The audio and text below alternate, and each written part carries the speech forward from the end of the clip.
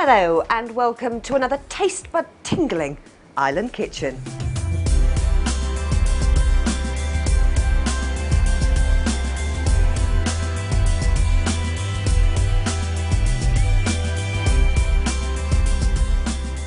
Right, Les, what have you got up your sleeves for us today? Today, Vic, we're going to make Seabass in salsa verde, which is sea bass in green sauce to you and me. And this is my own version of a Spanish dish, and there's quite a few nice fresh ingredients here that we're going to run through. We're going to start off with some lovely garlic cloves which have been peeled, some good olive oil. I always say use the good stuff, the extra virgin stuff. Some lovely parsley, flat leaf or curly leaf is good too. Some baby potatoes which have been pre-cooked and peeled. Some cherry tomatoes, some blanched off green asparagus, some hard-boiled eggs, some snow peas or munch too, some people like to call them, some lovely frozen green peas, bit of flour, and the special fish that we're going to use here. We've got some lovely clams, some lovely peeled prawns, and a lovely piece of sea bass. And again, those are all the things that you can just get from your local fishmonger. All of this stuff I've got from the supermarket. This Brilliant. is from the fishmonger and all this from the supermarket. Right, okay, so it's all really easy. So we're going to start off with a little bit of olive oil in a good thick bottom pan. Nice drop of olive oil there. You remember last time we were here, we did chowder with seafood. Yeah. And we started off by making a roux. We used some butter and some flour. This time we're going to start off with a bit of olive oil, and we're going to use the same technique, but we're going to use oil and flour. Just to show us those cloves, because they actually are just big. They're a big hunk of garlic cloves. That's a big old clove of garlic. So no, you don't squash them, mash them, beat them. Don't need to do anything with them. It's going to infuse into the sauce now. Okay. Watch this. So we've got the parsley. Don't even worry about it. Use the stalks and all. You want all the flavour in there, all the colour. Because what this parsley is going to do is we're just going to lightly fry it. You can see it spitting there because there's water inside, but we're going to lightly fry it off. And this is going to infuse into the sauce that we're going to make, and it's going to turn out a beautiful green colour. There's a lot of things about, you know, when you just chop with herbs like this, do you wash it first? Because I often find if I wash herbs, they just get a bit soggy. You need to wash them a long time before you use them. If you're going to wash them, what we generally do in the kitchen is we wash them and then we wrap them in some kitchen paper and we leave them dry out themselves, you know. Right, because otherwise you just end up with this sort of gloopy, because it's mess. Yeah, they tend to suck up the water, yeah. So it's better not to leave them too much in water. So take a look in here, Vic, and you can see this is just going to break down. We don't want to get any colour on this garlic. Okay, do you just want to, should we show everybody at home just so they can just have a quick look? Because it really is just... This is looking good, you know, this is just cooking lightly. Again, we're not frying here, we're just lightly sauteing off. You know, we're sweating it down is what we say in the world of chefs. So we're sweating it down here, just leaving it lightly cooked. To this, like I said before, we're going to add some plain flour, and this is going to be the base of our sauce. This is what's going to make our sauce thick. So we've got the flavour of the garlic, we've got the colour of the parsley, and this little bit of plain flour that I'm going to put in here, what's that, about 3/4 of a dessert spoon? There's a full dessert spoon of flour in there. The one thing I love about your kind of cooking is you're not busy going, oh, you need to weigh everything out. It's sort of like, as you say, you, because of your experience, know by sight, but it gives us a bit of confidence to where we don't have to go to the absolute gram with some. Absolutely. You know, you can start off with getting to the absolute gram, and practice makes perfect. And the more you work with food, the more you get better at it. And you can't always be very successful with the dishes, especially a lot of the stuff that we do in kitchens and stuff. There's a lot of different techniques on show at the same time. The thing is to be prepared beforehand and then practice at your dishes, and you really get better at them every time you do them. So you can see the flour is just cooking a little bit there with the parsley, with the garlic. Again, very little colour on anything here. I'm actually going to add a little bit of flour because I want to make enough for everybody here. So a little bit more flour in there. We have requests in for what people want to eat while Les is cooking. So take a look at that. So now, like we did last time, we've made a roux, except this time with the flour and the olive oil. Remove it from the heat. We want to stop it cooking out because we're going to add just some normal water in here. Do you know what I love about working here with you as well at Moon Beach is the fact that we can hear all the waves crashing around. I mean, you've really not got a bad location to work, have you, as a chef? It's not so bad, is it? I mean, it's a great place to sit and have some fresh fish. Sitting by the sea here in Mallorca, it's amazing. It's amazing. So you can see I've added the cold water onto the hot, and as you can see, there's no lumps in here. So all we've got in there now, very basic: flour, olive oil, garlic, parsley, water. Okay, this is the base of our sauce. Okay, it's always thin, good. We're just going to leave that cook off on a slow heat there. All right. In the back, the flour. A lot of people like to cook flour quickly. You know, they bring it up to the boil too fast, and it gives it that really floury aftertaste. Flour really takes a long time to cook. Even a small dessert spoon like that will take. I like to give it about 15 minutes, and I love it to cook through, you know. Okay. Because I always remember being taught at school, you melted your butter, you added your flour, and then you had to sort of cook it off a bit. before Yeah, well, you... there's different ways of making a roux. That's going to give you a smoother roux, Yeah. and you can make a thicker one then. There's different techniques. Yeah. With this particular one, I've cooked it out a little bit, just now for a couple just- of minutes, you're and just then I'm going to letting finish it off in the All water, right. you know, and it's going to give us that lovely texture, you know, and it's more about getting the flavour from the parsley and the garlic into this sauce, okay? Okay. So that's what's going to happen. Now that's a big pan. This is a big old pan that I've taken from my kitchen inside. And this we're going to put our fish on. So while this is cooking away here nicely, secret of cooking fish, okay? Good non-stick pan, drop of olive oil. You need to get your pan good and hot first. These pieces of sea bass I've got from the fish, mine have been filleted, I've taken the bones out. We're going to cook it skin side down only for presentation purposes.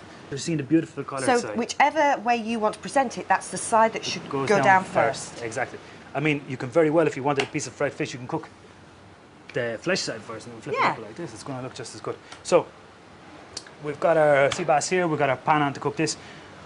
What we're going to do is we're going to hit the pan when it's hot, lower the heat, get the skin nice and crispy and golden coloured, turn it over and just leave it on a very, very low heat just until it's about medium cooked, and then it's going to go into this sauce, and this sauce is going to be is going to finish off in the sauce and it's going to adopt the flavours of the fish and all these beautiful seafood that we have here.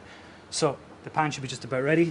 You hear the sizzle there when it hits. Oh, and I don't know if you can see this. If you just tip the pan up a bit, Les, and show everybody at home, it's just instantly just Starting to curl up. Yes. You know, It just goes shh.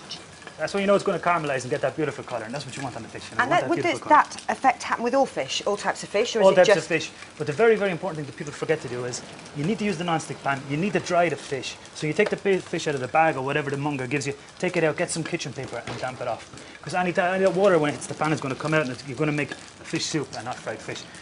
So that's in the pan, sauce is on. It's going to take about 7 minutes to cook. Okay, out. well, this carries on cooking. We'll be back with you in a couple of minutes.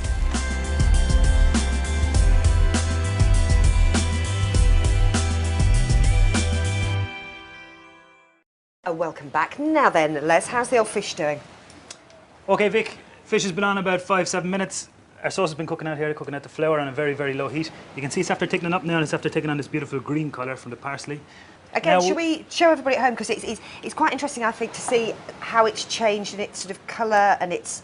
check that out, look at that, huh? It's green. And the garlic is still in got the lovely garlic. big bulbs. Lovely big bulbs, and it's after absorbing all that flavour from the garlic. Okay, pinch of salt and pepper in there. I've got a mix of white pepper and salt here. Pinch in there. Our sea bass has been cooking away here. Haven't touched it. Bit of salt on there, season it up nice. I like that idea of mixing the salt and the pepper. Is that quite... Yeah, it's good. Well, I use white pepper for the fish so it doesn't stain it, you know, with like the black pepper. It's a good combination. It's 5 to 1, 5 salt to 1 pepper. It's just a personal thing, but it's great flavour. So, fish has been cooking here, nice low heat. As you can see, it's after taking on this beautiful golden colour. Oh, lovely. Good pan, dry fish, hot pan, olive oil, bang it in there. This is going to take on a great colour. Don't be tempted to move it around the place, shake the pan or anything like that, then you're going to mush all the fish up and everything. Look how crispy that is. You can almost hear that. Crispy skin, beautiful, orange colour. So, sauce is ready. The flour should be about 4/5 of the way cooked through. We're going to pass it into another pan here. And this is going to be our pan to finish the fish off in. This is going to be the one pot wonder pan. I have to say, this has a beautiful... Can I have a sniff? Voilà. Beautiful. Parsley, garlic. Oh, you can yes. Beautiful. So, It's a very rustic smell, if that makes very sense. rustic. It's a rustic dish. Beautiful. My version of a beautiful rustic dish. So, pass through a fine sieve, taking all the impurities out of there, taking the garlic out, parsley out, onto a heat. Now, remember all the stuff we talked about before that I had here? These baby potatoes, the asparagus, these munch 2 or snow peas, everything goes into the sauce. So, we're going to cook these into the sauce. These don't take very long to cook, maybe 40 seconds in the sauce like this on a low heat. Nice and al dente. We're going to bang in a few cherry tomatoes. Also, give it the colour, give it that nice citric. Be careful with me, I'm going to splash you there. So, in goes the asparagus. And that's been blanched, hasn't it? This Which has is been just blanched. dipped in, what, just in boiling water for a minute? Boiling salted water. I give it about 20 seconds. You get it out into ice water. Right. Blanching things off. So it's still al dente, but it's just about cooked through. Because what you want to do is have it just off cooked, so it's going to cook the same time as all the rest of the stuff that you're putting in here. Just quickly, asparagus, how do you cut yours? Do you just snap it and wherever it, the wooden bit Take a look is? at one of these here. You see, I've just taken the hard bit off the end, and I've just peeled it down to a little point there, you know. So if there's any bit of hard skin on there, So it's just really the last wooden bit, so you don't the last wouldn't be. You get rid waste of it? Yeah. Okay. Okay, so baby potatoes, I'm just going to cut them in half here. Again, these are pre-boiled. Pre-boiled, peeled, lovely. Yeah. This is going to be the substance in the dish, our carbohydrate, our substance. This is a very rustic dish, so don't worry about getting all things perfect and the same size and everything like that. Okay, so in go some nice hard-boiled eggs here. Wow. These just need to be warmed through in the sauce, okay? So, I go the eggs. Look at all the colours coming together now. It's good. I'm actually going to move this onto a bigger heat there. Okay. Because this is going to need a bit of a blast of heat. What about our shellfish? How much would this, is this for 2 people? This is going to feed around 3 or 4 people, eh? I've got 2 pieces of fish, but these are 2 good sized hand pieces of fish, you know, so you can break those in half, you know. You haven't fed the crew often, have you? Because you'll probably do like 2 of them. How many of us is 1, 2, 3, 4, 5? So I'm going to give them a prawn each and a couple extra for us. So in the prawns go. Yeah. They're going to cook in the sauce. In goes almejas, or clams. And you can get all different sizes, can't you, clams? Are these just your... These are just normal ones you get in the supermarket, Yeah. you know, the Spanish ones. But everything I buy here, I like these ingredients you can get in the supermarket. It's a supermarket. You don't I have don't to want to show special. you stuff that you can't buy, you know. So you can do the stuff at home. Right, so everything is going to go in there. It's going to take some time to cook through. In goes the fish. Okay. That's beautiful. I have Now to say, already, it's a shame that we don't have like scratch and sniff cards that we can give you, because it's... That's beautiful. Now you can see the sauce. Although it has the flavour of the garlic inside there and has the flavour of the parsley in there, it's going to adopt the flavour of the prawns as they cook through. The juices are going to come out of the clams. That's going to all adopt into the flavour. So it's a beautiful, My mouth's hearty, watering. fishy It looks dish. gorgeous. So a couple of things we're going to use to finish off. Grabbing out a bunch of cebollinos, or we like to call them chives here. Chives. We're just going to slice these bad boys up there like that. I found it quite hard here in Mallorca getting fresh herbs. You say it's quite easy, but I find in a lot of supermarkets you can get parsley and that's about it. Yeah, well, they sell them in these little small packets, you know, or else you can go to a good frutero. Fruit, yeah. And they have such a great selection of vegetables and Again, I suppose it's herbs sourcing fruit out here your in Mallorca. local supplier, isn't Exactly. A lot of the stuff you can't get in the supermarkets. They do these small little packets and Yes. stuff like that. But if you really want to cook, you know, it's really cheap. It's economic and it really changes your food and you're cooking at home. If you've got a big bunch of parsley and a big bunch of thyme, Yes. and you can use this, so just grab it, stick it in there, a couple of seconds, in go the chives. A couple of seconds, and it's going to change your dishes, eh? It's going to change it, really, really change your cuisine, having these fresh herbs. Yeah. So Okay, so now you can see the fish is 4/5 of the way cooked through. Remember, we did it in the pan before, we flipped it over, gave it about 20 seconds. So it's almost done. It's about medium cooked now, coming up to medium well cooked, and it's just going to be well done. By the time the prawns cook, we're going to put some lovely peas in here.